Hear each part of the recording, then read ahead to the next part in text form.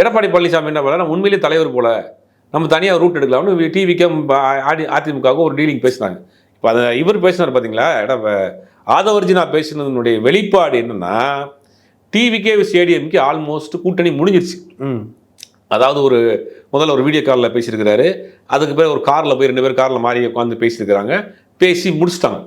முடிச்சுட்டு என்ன பண்ணுறாங்கன்னா, ஒரு டெப்டி சிஎம், ஒரு மினிஸ்டர், 40 எம்எல்ஏ சீட்ஸ், இது அவங்க பேசி முடிச்சிட்டாங்க.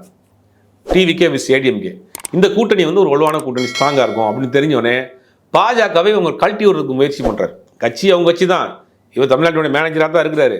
இருந்தாலும் நமக்கு ஒரு ஆசை வரும், நம்ம தலைவர் ஆயிடும், காசு வேணுங்கிற அளவுக்கு காசு சம்பாரிச்சிட்டோம், எல்லாம் இருக்குது. தனித்தன்மை வாய்ந்த ஒரு தலைவராக, ஒரு லீடராக உருவாகணுன்றதில் எடப்பாடி பழனிசாமி ஆசைப்படுறாரு.